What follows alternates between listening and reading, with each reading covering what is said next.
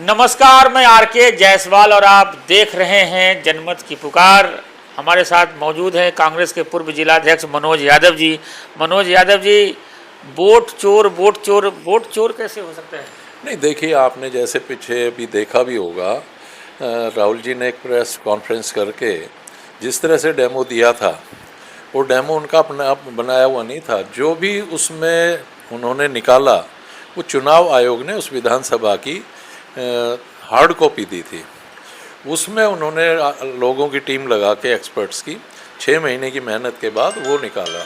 ऐसा कैसे हो सकता है कि एक कमरे का घर है, उसमें 80-80, 50-50, 42-42 लोग रहें? ऐसा कभी नहीं हो सकता। उन्होंने निकाला। दूसरा, उन्होंने एड्रेस जो दे रखे थे, जीरो एड्रेस दे रखा था। आप भी दे सकते हैं। आज जैसे चुनाव आयोग ने कहा कि जीरो हम उसका देते हैं जो फुटपाथ पे रहते हैं।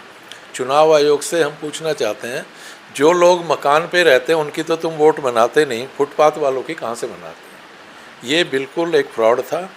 और जो नाम लिखे जाते थे, मान लो XYZ किसी का नाम है, नीचे RMLL कुछ भी लिख के, जो पढ़ा भी नहीं जा सकता, ऐसे नाम वाले जो वोटर कहाँ से आ गए? फिर एक नाम 4-4, 5-5 जगह पे रजिस्टर्ड है और उन्होंने वोट भी डाली। तो ये सब फर्जीवाड़ा था। लगभग 1 लाख वोटों की हेरा फेरी थी। उसको राहुल जी ने उजागर किया और डिमांड की थी राहुल जी ने कि हमें इलेक्ट्रॉनिक डाटा दिया जाए जिससे कि हम इसको पूरी छानबीन कर सकें। वो उन्होंने नहीं दिया। तो वोट चोरी करके अगर हम उस लोकसभा में, मान लो 10 विधानसभा थी, 9 में हम जीते रहे और 1 पे हम 1 लाख वोट फालतू होने की वजह से हम हार रहे हैं। जब उसकी जांच की गई तो माधवपुर, क्या नाम था उसका, माधवपुरा एक 81 सीट थी वो। तो फर्जीवाड़ा तो है। और जैसे आपने देखा होगा, दिल्ली के पिछले विधानसभा चुनाव में भी ये मुद्दा उठा था कि नई दिल्ली सीट पे भी 20,000 वोट काटे गए, 10,000 वोट बढ़ाए गए, इस तरह की एक वो बात आई थी। तो ये हर जगह कर रहे हैं, चाहे हमारा हरियाणा का चुनाव रहा हो, चाहे महाराष्ट्र का रहा हो, झारखंड में रहा हो, इन्होंने हेराफेरी की और चुनावों की चोरी की, वोटों की चोरी की। और चोरी सर्टिफाइड चोर इसलिए है, मध्य प्रदेश में हमारी सरकार बनी थी पीछे, इन्होंने 22 विधायकों को तोड़कर अपनी सरकार बनाई थी, तो वो भी एक तरह की चोरी और डाका है। तो कांग्रेस पार्टी ने अब इस मुद्दे को उठाया, राहुल जी ने उठाया है और बहुत मजबूती से उठाया है। तो वोट चोर तो ये हो ही गए। कैसा चल रहा है? राहुल गांधी बिहार में लगातार रोड पर है, सड़कों पर है। नहीं, आपने भी जायसवाल जी देखा होगा कि राहुल के पीछे हजूम चल रहा है लोगों का, और लोग वाग समझ गए हैं, चाहे वो ऑपरेशन सिंदूर रहा हो, चाहे वो इनकी विदेश नीति रही हो, चाहे ट्रंप के साथ दोस्ती रही हो, हमारे साथ सिंदूर के वक्त पे एक भी देश खड़ा नहीं दिखाई दिया जिसने कि हमारे एक्शन को सर्टिफाइड सही ठहराया हो।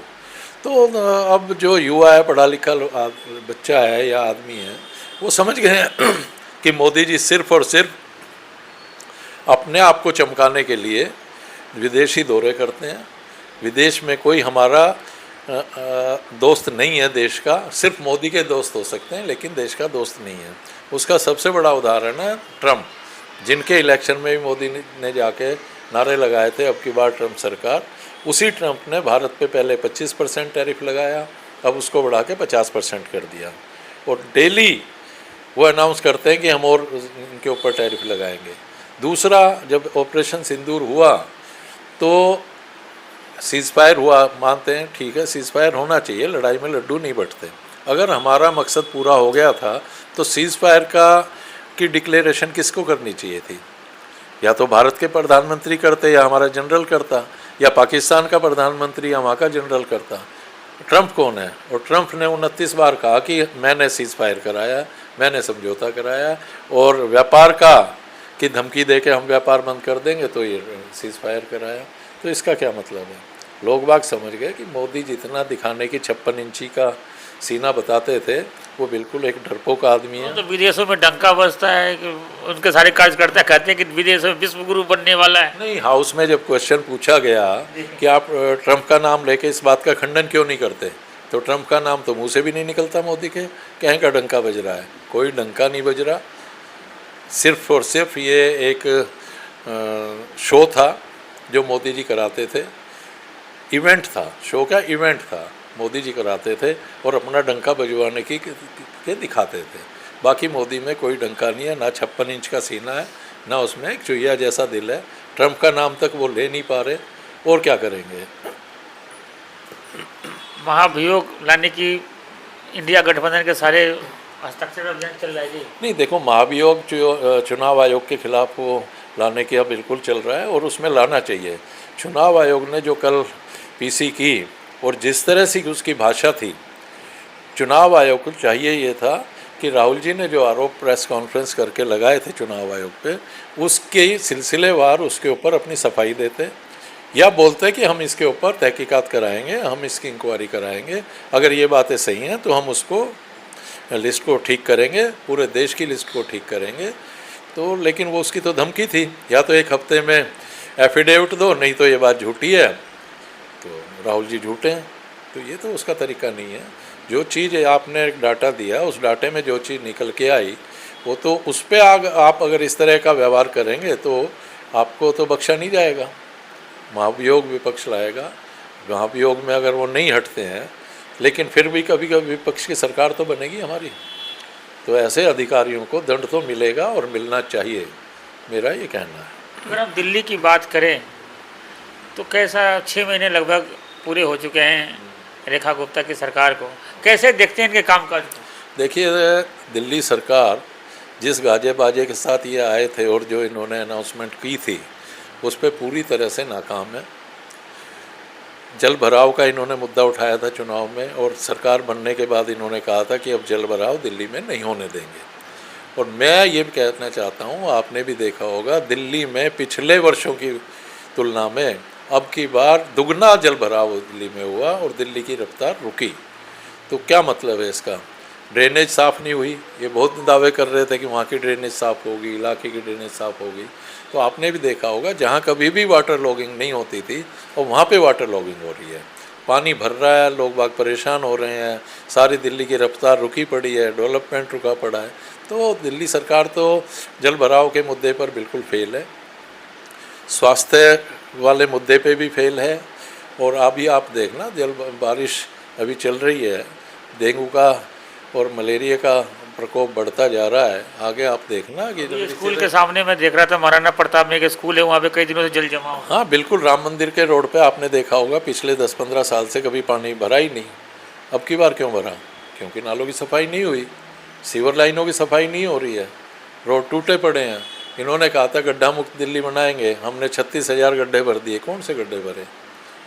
आप एक उदाहरण देखिए, जो हमारा फ्लाईओवर बना है पंजाबी बाग से और राजौरी गार्डन तक, उसके जहाँ हम चढ़ते हैं वहाँ पे गड्ढे हैं, उतरते हैं तो गड्ढे हैं, सारे ट्रैफिक की रफ्तार रुकती है। अगर इतनी मेन जगह पे नए नए जो पुल बने हैं वहाँ पे भी गड्ढे हैं, तो फिर वर्मा जी तो PWD मंत्री वर्मा जी तो खुद आए थे और उन्होंने कहा था कि पूरा गड्ढा मुक्त दिल्ली।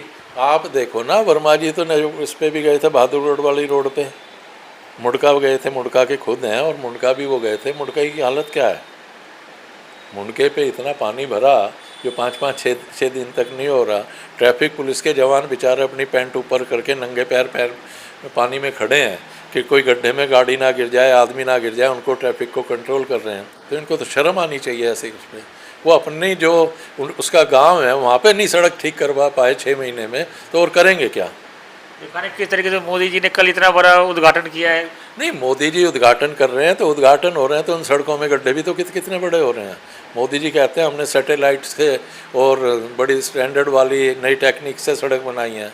ऐसी ऐसी सड़कें बनी है जिसमें कि पूरा 10 टायर वाला ट्रक समा जाता है। कहाँ है? पुल दुनिया भर के गिरने लग रहे हैं, इनके क्रैक हो रहे हैं। तो कहाँ इनकी डेवलपमेंट है? क्या हो सिर्फ और बना के कागजों में और सरफेस ठीक किए बिना सड़क बना रहे हैं? तो ये तो एक गलत बात है, पब्लिक के पैसे की लूट है और लोगों से धोखा है।